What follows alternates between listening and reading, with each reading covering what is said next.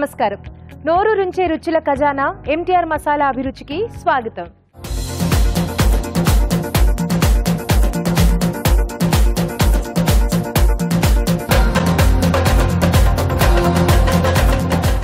మన first segment ఘుమఘుమలు.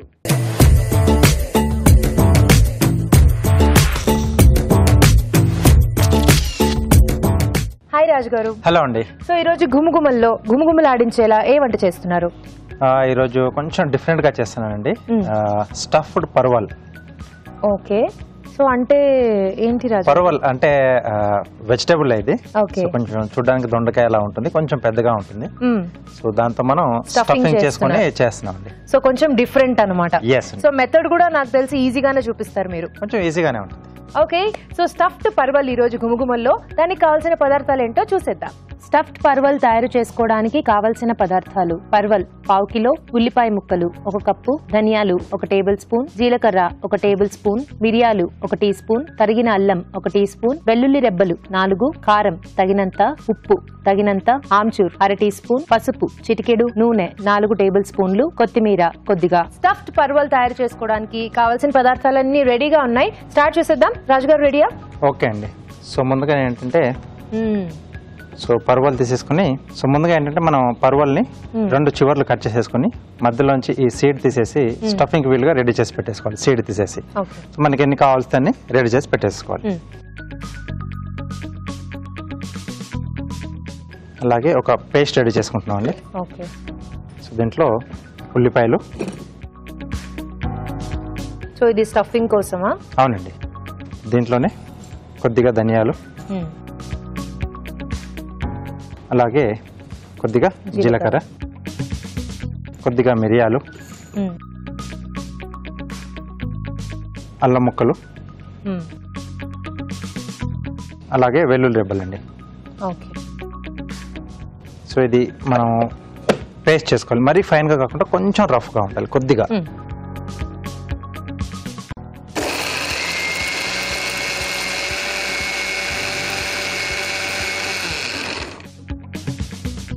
సరిపోతుందా రాజు గారు? ఓకేనండి. సో ఫైన్ గా కాకుండా కొంచెం కాస్త అలా కనపడుతూ కొంచెం రఫ్గా కచ్చాపచ్చగా ఉంటే బాగుంటుంది. సో ఇప్పుడు ఇక్కడ స్టవ్ ఆన్ చేసుకుని సో దీన్ని కొంచెం మనం వేయించుకుంటామండి ఈ పేస్ట్. ఓకే,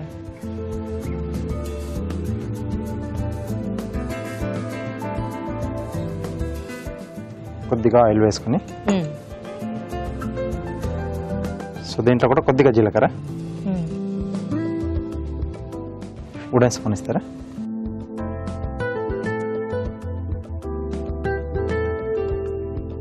జీలకర్ర కొద్దిగా వేగిన తర్వాత ఈ పేస్ట్ వేసుకోవాలా? పేస్ట్ యాడ్ చేసుకోవాలి. సో మొత్తం అంతా కూడా మనం పచ్చిగానే తీసుకున్నాం కాబట్టి పేస్ట్ ఒకసారి వేయించుకోవాలి. ఎస్ అండి.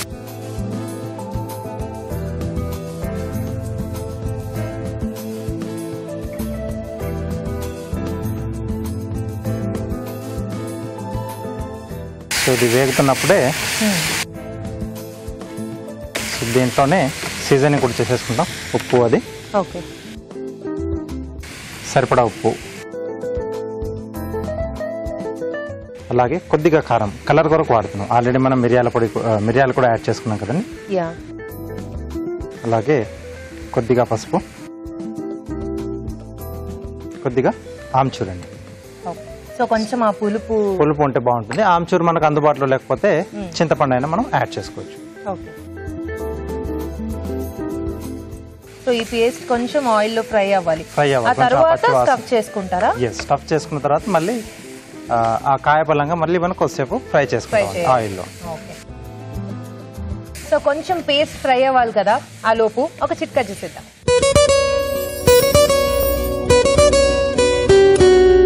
ఇప్పుడు మీకోసం మొదటి చిట్కా.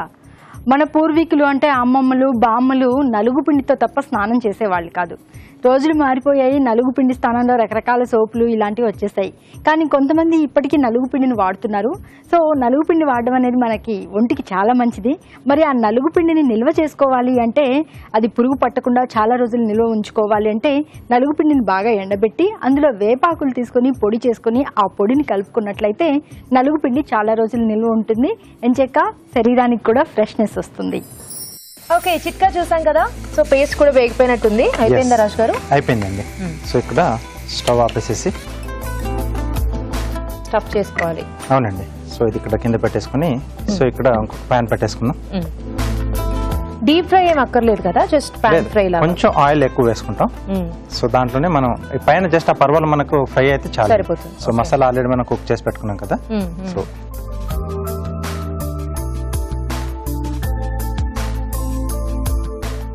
కొద్ది కొద్దిగా తీసుకొని సో రెండు వైపుల నుంచి చేసుకుంటే మనకి లోపల వరకు ఈవెన్గా వెళ్తుందండి. ఓకే, దీంట్లో కొద్దిగా ఆయిల్ వేసుకున్నాం.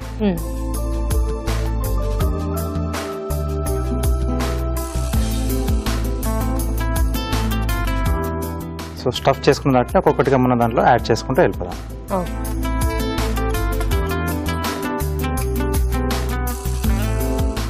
సో ఈ సేమ్ స్టఫింగ్ తో మనం వేరే ఏదన్నా కూరగాయలు స్టఫ్ చేసుకోవడానికి ట్రై చేయొచ్చా రాజు గారు? చేయొచ్చండి. స్టఫింగ్ మన ఇష్టం అండి, మార్చుతూ వెళ్ళొచ్చు, లేదా వెజిటేబుల్స్ కూడా మనం మార్చుకుంటూ వెళ్ళొచ్చు. పొట్లకాయ కానీ లేకపోతే టమాటోలు అయినా చేసుకోవచ్చు, చిన్న చిన్న క్యాప్సికమ్లు అయినా చేసుకోవచ్చు.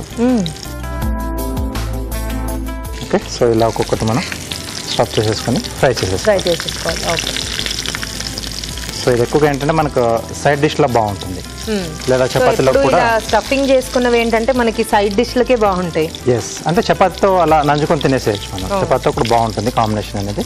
ఓకే, సో దీంట్లో గ్రేవీ మనకేం ఉండదండి, ఇది కొంచెం మనకు డ్రైగానే డ్రై కావాలి అనుకుంటే ఆ మసాలానే మనం వేసేసుకుని కొంచెం ఎక్కువగా గ్రేవీలా చేసేసుకోవచ్చా? ఇది మొత్తం బాగా ఫ్రై అయిన తర్వాత అప్పుడు యాడ్ చేసుకోవాలి. లేకపోతే ఏంటంటే పర్వాలు కొంచెం మనకు వేగడానికి కొంచెం ఎక్కువ టైం తీసుకుంటుంది. సో మసాలా ముందుగానే యాడ్ చేస్తే మసాలా మనకు కొంచెం మాడిపోయే ఛాన్స్ ఉంటుంది. సో అది ఒకటి చూసుకొని మెల్లిగా యాడ్ చేసుకోవాలి. ఓకే అండి. సో ఇలా మొత్తం వేగిపోతే అయిపోయినట్టే కదా? అయిపోయినట్టు.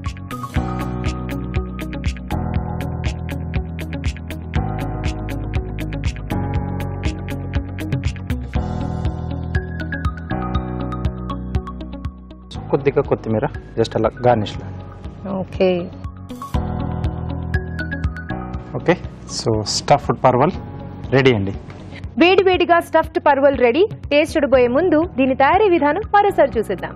స్టఫ్డ్ పర్వల్ తయారు చేసుకునే విధానం. ముందుగా పర్వల్ ని స్టఫింగ్ కి వీలుగా కట్ చేసి పక్కన ఉంచాలి. మిక్సీ జార్ లో ఉల్లిపాయ ముక్కలు, ధనియాలు, జీలకర్ర, మిరియాలు, తరిగిన అల్లం, వెల్లుల్లి రెబ్బలు వేసి మిక్సీ పట్టి పేస్ట్ సిద్ధం చేసుకోవాలి. ఒక పాన్ లో నూనె వేసి జీలకర్ర, ముందుగా సిద్ధం చేసుకున్న పేస్ట్ వేసి వేయించాలి. దీనిలో ఉప్పు, కారం, పసుపు, ఆమ్చూర్ వేసి కాస్త వేగనివ్వాలి. ఈ మిశ్రమాన్ని పర్వల్ లో స్టఫ్ చేసుకోవాలి. పాన్ లో నూనె వేసి స్టఫ్ చేసుకున్న పర్వల్ వేసి వేగనివ్వాలి. ఆపై కొత్తిమీరతో గార్నిష్ చేసి సర్వ్ చేసుకుంటే stuffed parwal ready.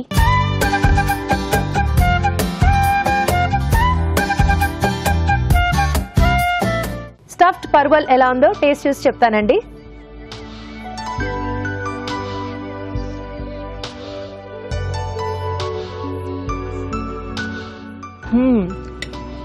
Wow, super రాజు గారు. నేను ఎప్పుడు టేస్ట్ చూడలేదు parwal. Actually okay, first time taste చూసాను. చాలా డిఫరెంట్ గా అనిపిస్తుంది. స్టఫింగ్ కూడా బాగుంది, ఆనియన్ ఆ ఫ్లేవర్ లో దీనికి బాగా కాంబినేషన్ బాగా సరిపోయింది. యా, మధ్యలో వెల్లుల్లి రెబ్బలు అవన్నీ వేశారు కదా. అవునండి, అది కూడా చాలా బాగా సెట్ అయింది. ఎస్పెషల్లీ ఆ పర్వలే చాలా టేస్టీగా ఉంది. ఆ పై లేయర్ అంతా కూడా తింటూ ఉంటే చాలా బాగా అనిపిస్తుంది. సూపర్ రాజు గారు, థ్యాంక్ యూ అండి. చాలా టేస్టీగా ఉందండి, మీరు కూడా ట్రై చేయండి. ఇప్పుడు మీకోసం ఒక చిట్కా.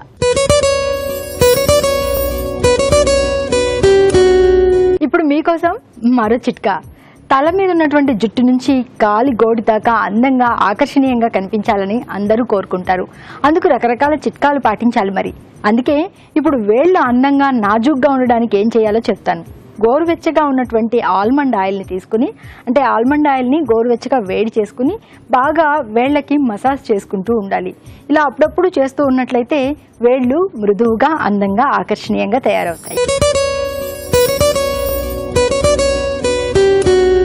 ఇప్పుడు మీకోసం మరో బ్యూటీ చిట్కా. ఆరెంజ్ పండు ఎంత బాగుంది కదండి. కమలా పండు చూస్తూనే నోరూరిస్తూ ఉంది, తినేసేయాలనిపిస్తుంది. తినేసేయండి, ఏం పర్వాలేదు. తింటే ఆరోగ్యానికి మంచిది, అలాగే సౌందర్యం విషయంలో కూడా చాలా హెల్ప్ఫుల్గా ఉంటుంది. కానీ ఈ తొక్కను మాత్రం పడేయకండి. ఈ తొక్కను బాగా ఎండబెట్టి పొడిలాగా చేసుకుని పెరుగులో కలుపుకుని ఒక ప్యాక్ లాగా తయారు చేసుకుని ఫేస్ అంతా కూడా బాగా అప్లై చేసుకుని ఒక 15-20 నిమిషాల పాటు అలాగే ఉంచేసుకొని దాని తర్వాత చల్లటి నీళ్ళతో మొహం కడుక్కోవాలి. ఇలా వారానికి ఒకసారి చేస్తూ ఉన్నట్లయితే చర్మం అంతా కూడా బాగా కాంతివంతంగా తయారవుతుంది, బాగా క్లీన్ అవుతుంది. అలాగే ముఖ్యంగా చర్మం మీద ఉన్నటువంటి చిన్న చిన్న మచ్చలు కూడా మాయమైపోతాయి.